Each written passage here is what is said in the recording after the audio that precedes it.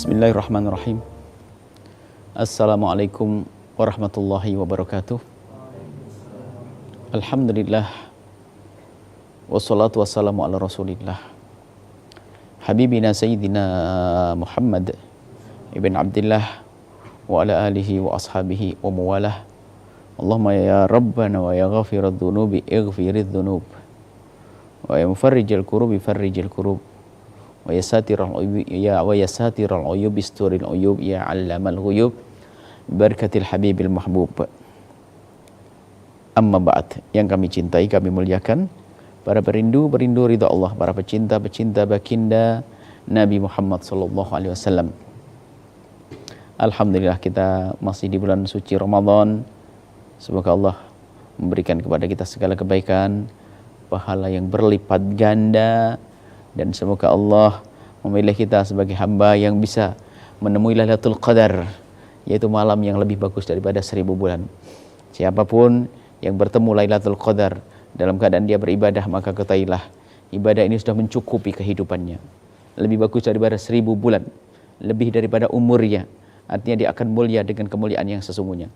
Maka dari itu mari kita bergegas, berlomba-lomba untuk mencari Lailatul Qadar, berpuasa di bulan Ramadan, menghidupkan bulan Ramadan. Ada keutamaan puasa Ramadan sangat banyak. Sangat banyak sekali. Di antaranya hadis dari Imam Abu Hurairah radhiyallahu taala anhu, anna Rasulullah sallallahu alaihi wasallam, sesungguhnya baginda Nabi Muhammad sallallahu alaihi wasallam qala, bersabda, "Man shoma Ramadhana imanan wa ihtisaba, ghufira lahu ma taqaddama min dhanbihi. Wa man qama lailatal qadri imanan wa ihtisaba, ghufira lahu ma taqaddama min dhanbihi." Barang siapa berpuasa di bulan Ramadan, imanan wa ihtisaban, dengan penuh keimanan, wa ihtisaban, dan mengharap pahala dari Allah. Imanan wa ihtisaban. Jadi syaratnya itu. Iman itu apa? Meyakini Tuhannya adalah Allah, yang memberi pertolongan adalah Allah. Imanan wahtisaban.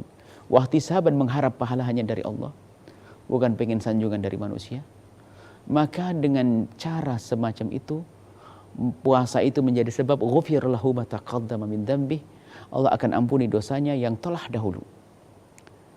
Disebutkan dalam hadis lain di sini adalah dosa-dosa kecil. Kalau dosa besar, nah wajib kita melakukan satu taubat yang khusus. Tapi ini yang dimaksud adalah dosa-dosa kecil.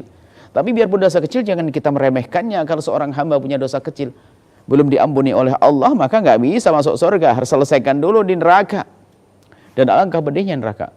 Maka jangan sampai ada di antara kita meremehkan dosa kecil, akan tapi kita takut dosa kecil. Mohon ampun kepada Allah Subhanahu wa taala. Ini ihtisaban, imanan wa ihtisaban, mengharap. Ghufirallahu ma taqaddama min dzambi, akan diampuni dosa yang lalu. Wa man qama lailatal qadri, kalau sudah orang menghidupkan puasa dengan ibadah, maka dia insyaallah akan dapatkan Lailatul Qadar. Kalau selama 24 jam, kecuali itu tidur atau waktu apapun kita tinggalkan, asalkan kebanyakan daripada masa-masa kita, waktu kita adalah untuk ibadah, maka biarpun kita tidur lelap karena capek, maka itu dianggap sebagai ibadah. Nah, kalau sudah selama hidupnya 24 jam dianggap ibadah, karena cara tidurnya benar, baca Quran ibadah yang benar, maka 24 jam ini dianggap ibadah. Sudah dianggap semuanya. Berarti kita pasti dong menemui Lailatul Qadar. Pasti kita. Kenapa? Lailatul Qadar di bulan Ramadan. Sementara kita selalu 24 jam beribadah. Artinya 24 jam tadi bukan berarti 24 jam melek, tidak. Akan tapi banyak waktunya adalah untuk ibadah-ibadah di bulan Ramadan. Maka bagaimana orang ini tidak mendapatkan malam Lailatul Qadar? Kenapa? Dia yang terjaga beribadah. Dan malam Lailatul Qadar seperti nanti akan disebutkan adalah berputar-putar di antara 10 akhir bulan Ramadan, tapi bisa saja di awal Ramadan, bisa saja di pertengahan Ramadan. Tapi kalau kita menghadangnya dengan ibadah dari awal Ramadan sampai akhir Ramadan, gimana tidak mendapatkannya? Akan mendapatkannya. Lalu bagaimana kalau sudah mendapatkannya? Ghufirallahu ma taqaddama min dzambi, akan diampuni dosanya oleh Allah Subhanahu wa taala.